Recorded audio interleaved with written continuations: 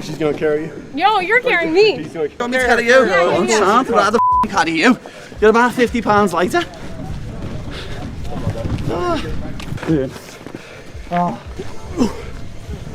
As I say, sorry, I'm so fat. No, you're good. 5 rounds in the bag there. My striking time doesn't feel there at the minute, to be honest.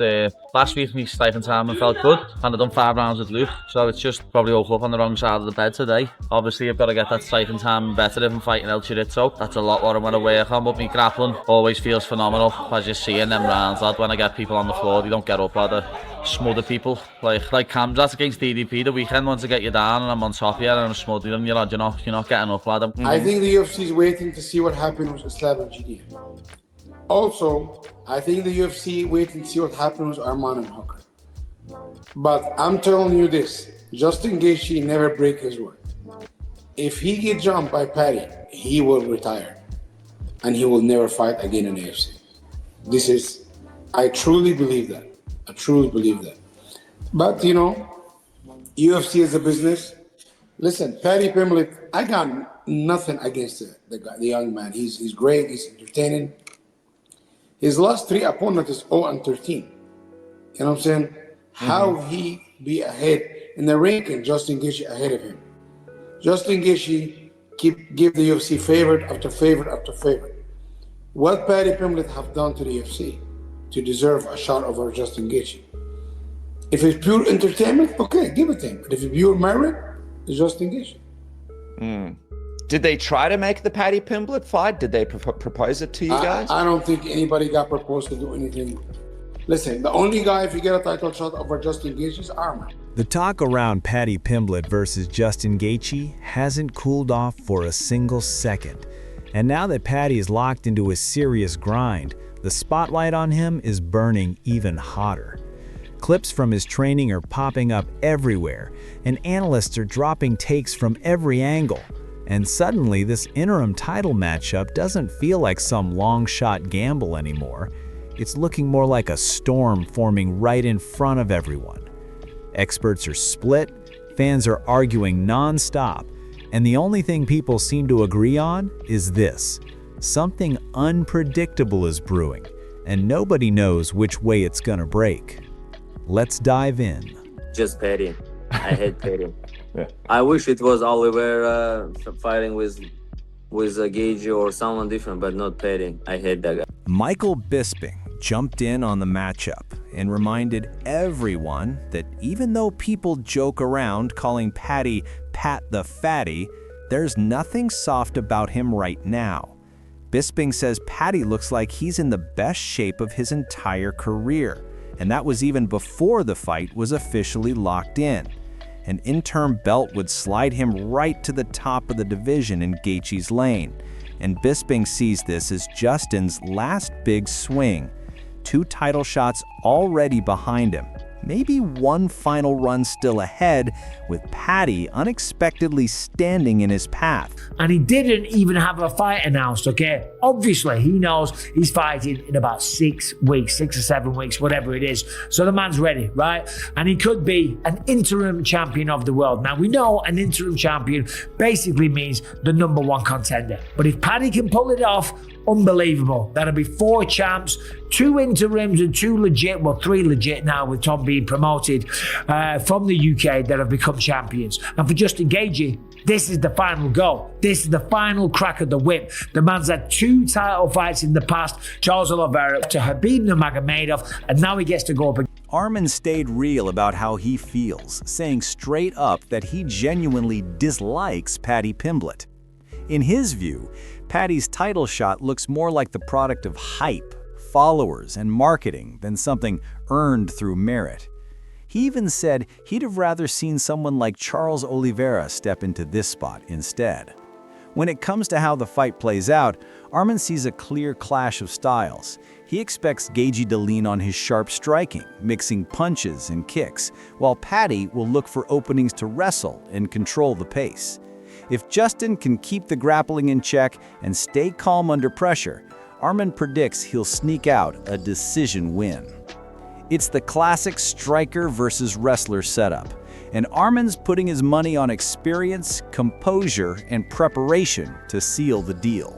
Now, talking about the matchup, of course, it is an easier fight for Justin than what it is against Khabib Nurmagomedov, one of the greatest of all time. Islam Makhachev, the current pound for pound, and according to many people, a man that is surpassing Khabib Nurmagomedov, right? So in that regard, it is an easier matchup. Will Paddy be able to take him down? Will he dance around the octagon? Yes, he will. Will he try and replicate the game plan of Max Holloway? Of course he will. Who wouldn't try and do that? You aren't going to stand and go toe-to-toe with Justin Gaethje because the man does have knockout power.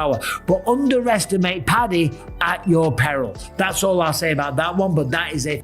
Bisping kept breaking the matchup down, pointing out that Gaethje isn't dealing with a straight-up nightmare like Khabib or Islam this time. Those two are some of the toughest puzzles in UFC history, and on paper, this is a way more manageable stylistic look for him.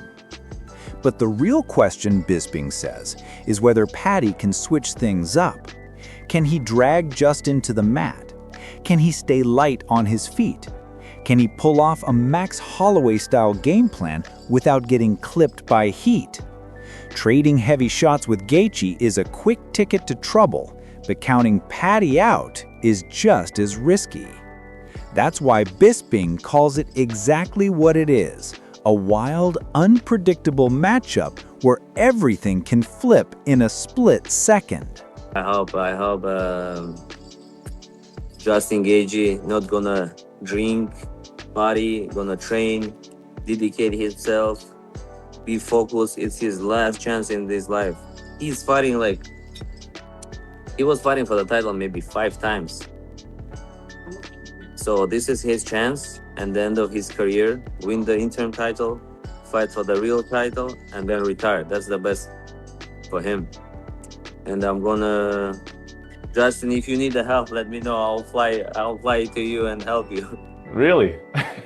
I mean, I want him to win, you know. That bullshit guy, I hate him. He's such a,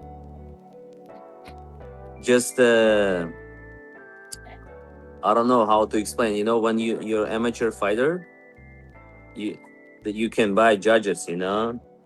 You can buy judges with amateur fight. And when 4 guys fighting with a rich kid who someone paid for the judges, and he winning always. It's happened in the amateur sport. If you know, I don't know about amateur sport like a wrestling or boxing. On the other side, Arman Sarukian didn't hold anything back, saying he just hopes Gaethje stays fully locked in because this might be the last big window of his career. In Arman's eyes, Justin has been right at the doorstep so many times, and this interim run could finally set up one more shot at the real belt before he decides to walk away.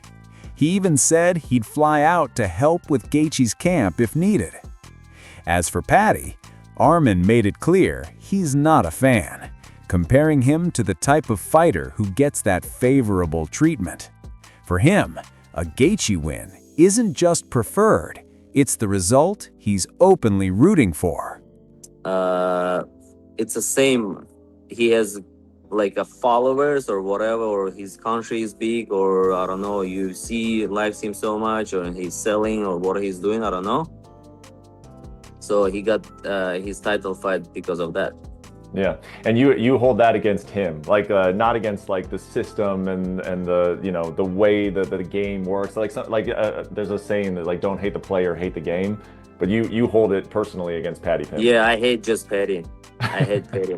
Yeah. I wish it was Oliveira fighting with Gaethje or someone different, but not Paddy. I hate that guy. If Justin, like you said, and I'm sure he will, take it very seriously and he will come in shape. I know he's a little older, obviously 37 years old, but stylistically, how do you see the fight going?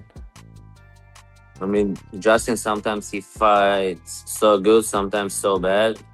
Hopefully, he's gonna overstrike him on the feet with his boxing and kicks, and then Paddy gonna try to wrestle him, and he's gonna defend his wrestling and win by decision. But we win by decision, Gaethje. Right after Arman's fiery take, Michael Chiesa jumped in and shifted the conversation to the bigger picture. He believes that whoever survives Paddy versus Gaethje won't be holding on to that interim belt for long. In his mind, there's no chance the interim champ gets a title defense. The winner is getting launched straight into a showdown with Ilia Topuria. Chiesa actually likes that kind of clarity because it finally gives the lightweight division some direction, even if it leaves someone like Arman Sarukian standing out in the cold. With so much on the line, he says this matchup isn't just entertaining, it's a fight that could flip the entire division in one night. Paddy Pimblett, Justin Gaethje fighting for the interim title. Whoever wins that fight will move on to fight Ilia. And I don't think that there will be a title defense for the interim title. If I was to guess, if I was to bet, there will be no title defense of the interim title. I think that the next fight for whoever wins between Paddy and Justin, I think their next fight will be Ilia Topuria. So do not think they will defend the interim title. So good movement and clarity at 155 pounds. I feel for Arman Sarukian, but this fight's going to be incredible. Aljamain Sterling stepped in and highlighted Arman Sarukian's journey and resilience. He reminded fans that Arman was originally set to face Islam Makhachev, but had to pull out due to injury, which brought some backlash from the UFC. Sterling made it clear that Arman made up for it by stepping in as a backup fighter, cutting weight, and staying fully ready, even without a guaranteed fight, showing he's a real team player. On top of that, he still defended his #1 contender spot by finishing Dan Hooker. Sterling believes that if Arman had been offered an interim title shot against Paddy Pimblett or Justin Gaethje, he would have accepted it instantly. This sets up a clean path toward Ilia Topuria for whoever comes out next. The #1 contender, Arman Sarukian. He was supposed to fight Islam Makhachev, got hurt, and understandably pulled out and had some repercussions from the UFC brass, which I understand. But the guy made up for it. You wait in as a backup fighter, which sucks. Yeah, they pay you, but it sucks. You have to cut weight, not even knowing if you're going to actually fight. So he did that. Backup fighter. Doesn't get the call, but may wait. Show the UFC that he's a company guy. He's going to do what he can to make things right. Then he goes on and he fights again. Defends his #1 spot. Beats Dan Hooker and gets a finish. Then I want to say, a week later, almost a week later, I'm sure if he had the opportunity to fight for the interim title between Paddy Pimblett or Justin Gaethje, he would have done it. Unless we're all completely mistaken and he said, no, I only want to fight for the title or that's it. And that's again. Sterling also put the whole idea of an interim title into perspective, pointing out that behind the scenes, it carries the same perks and respect as the undisputed belt. The only real difference, he says, is in how some fans perceive it. He compared the situation to Henry Cejudo becoming champ while Dominic Cruz was out, showing that interim champs can absolutely be legit. Sterling believes Arman would have jumped at this interim fight with no hesitation, especially after scoring a clean finish in his last matchup and taking barely any damage. In his eyes, Arman proved he's ready for a title moment, even with all the unpredictable timing flying around. Because if you fans don't know, fighting for an interim title is treated the same as an official title. Maybe not to the public, the media, the masses who don't actually understand what it does on the back end for your contract, but you get the same perks and accolades as the actual champion. So there's no discrepancy between the two for me. It's just the fan perspective of, did you beat the best guy to become the actual champ? And sometimes that champ injury defaults out. I guess case in point would be the situation where Renan Barão became the official champ when Dominic Cruz was out for about three and a half years with his injuries. So just to put in perspective, I think Arman would have taken the fight. That's just what I would think. It's not too bad of a turnaround. And on top of that, he just won, got a finish, didn't take a lot of damage. I don't know how hard the training camp was, but didn't take a lot of damage. It sucks. Sean O'Malley admitted he's leaning slightly toward Paddy Pimblett in this matchup. He pointed out that Paddy does have a habit of getting clipped by left hooks, but overall he's looking sharp, especially after that strong performance against Michael Chandler. Sean also highlighted that Paddy has multiple paths to victory. He's tough, tricky, and dangerous on the feet. He even reminded fans of Paddy's head kick knockout over Dustin Poirier right before Poirier fought Max Holloway, showing the kind of finishing power Paddy can bring into the cage. Moments like that, Sean says, are exactly why this fight can flip fast. No, dude, I'm kind of leaning towards Paddy. But the way he does get hit with left hooks, he looks so good against Michael Chandler. Paddy's got a lot of ways to win. He's a scouser. He's a scouser. Scousers don't get knocked out, you mushroom.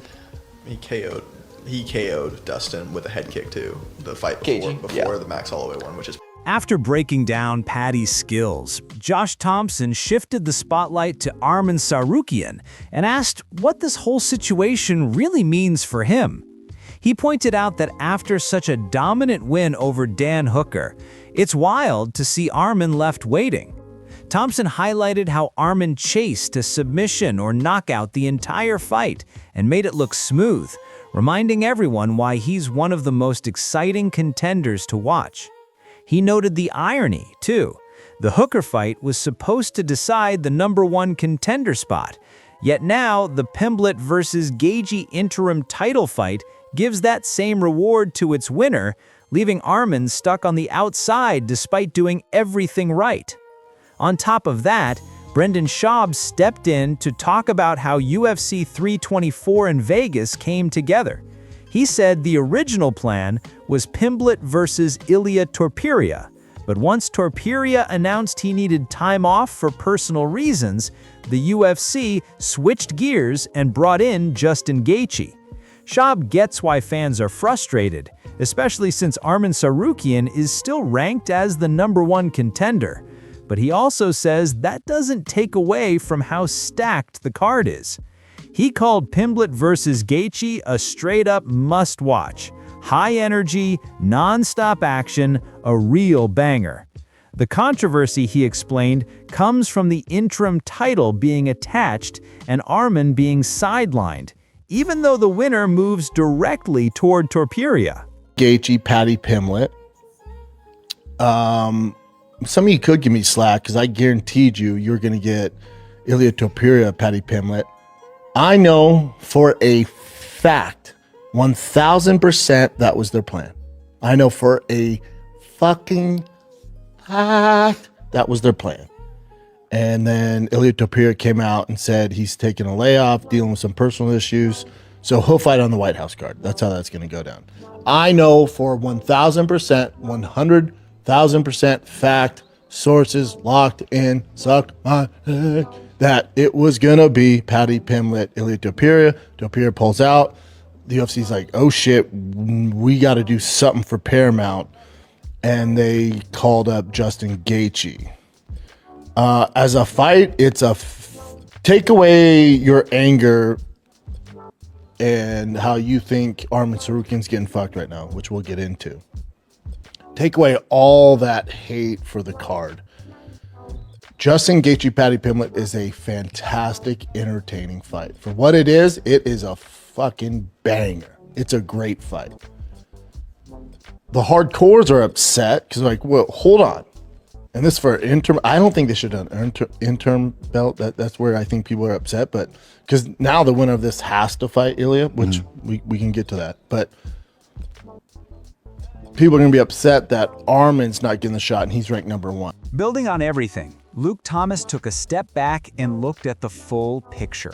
He understands exactly why the UFC is pushing Paddy Pimblett against a seasoned but still dangerous Justin Gaethje, and why an interim title boosts the pay-per-view hype while Ilia Topuria is out on break. The business side makes sense, but the competitive side? That's where the frustration kicks in. Thomas couldn't ignore the fact that Arman Sarukian is the one who truly earned this moment, yet he's now stuck waiting on the sidelines.